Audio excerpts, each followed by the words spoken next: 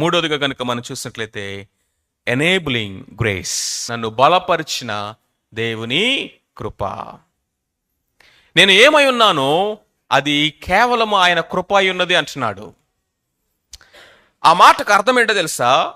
దేవుడు గనక నా ఎడల ఈ విధమైనటువంటి కృపను గనక ఆయన చూపించకపోయినట్లయితే ఈరోజు నేను ఏమై ఉన్నానో ఆ స్థితిలో నేను ఉండేవాడిని కాదు.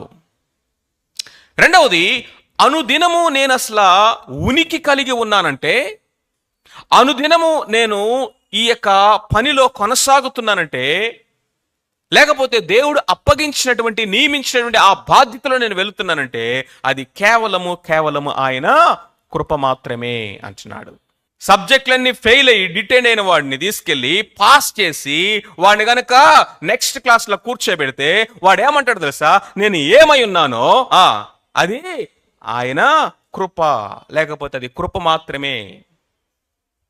The grace that promoted me, the grace that enabled me, and without that grace I am not worthy to be here. ఒక ఆయనకి 2 చేతులు 2 కాళ్ళు లేవు, కానీ ప్రపంచమంతా తిరుగుతున్నాడు.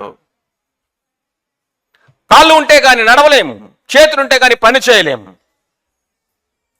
ఆయన వాలీబాల్ ఆడుతున్నాడు, స్విమ్మింగ్ చేస్తున్నాడు, కారు నడుపుతున్నాడు, పెళ్లి చేసుకున్నాడు, ఫ్యామిలీని రన్ చేస్తున్నాడు, ప్రపంచం అంతా తిరిగి సాక్ష్యం చెప్తా ఉన్నాడు. కానీ కాళ్ళు లేవు, 2 చేతులు లేవు, మన్ను ఒకటే.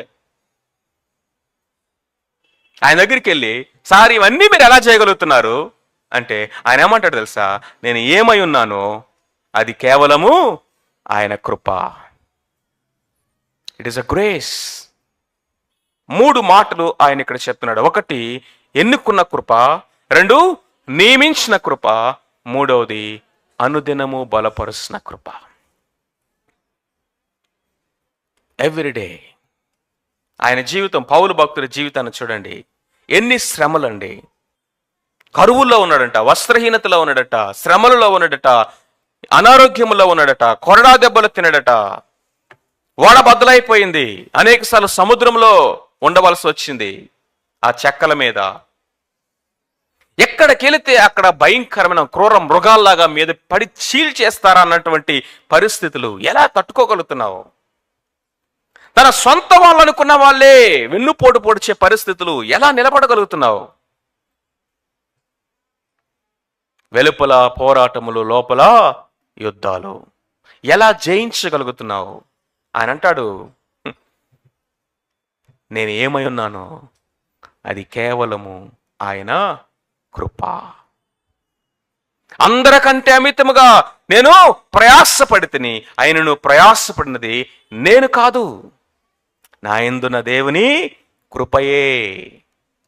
ఇక్కడ పౌలు భక్తుడు చెప్తా ఉంది, grace is not a license to live as you like, but grace is an enabling power that keeps you to do what God wants you to do. దేవుడు మన జీవితంలో ఏమి చేయాలని ఉద్దేశించినాడో, ఎలా బ్రతకాలని కోరుకుంటున్నాడో ఆ విధంగా బ్రతకటానికి కావలసిన బలమును, సామర్థ్యాన్ని ఇచ్చేది దేవుని కృప. నన్ను బలపరిచింది కృప అంటున్నాడు. అందుకనే పౌలు భక్తుడు తిమోతికి రాస్తున్నాడు, నా కుమారుడైన తిమోతి, క్రీస్తు యేసునందున్న దేవుని కృప చేత నీవు బలవంతుడవు కమ్ము. బలము దేవుని కృప అండి. ఇది అర్థం చేసుకోవాలి మనం.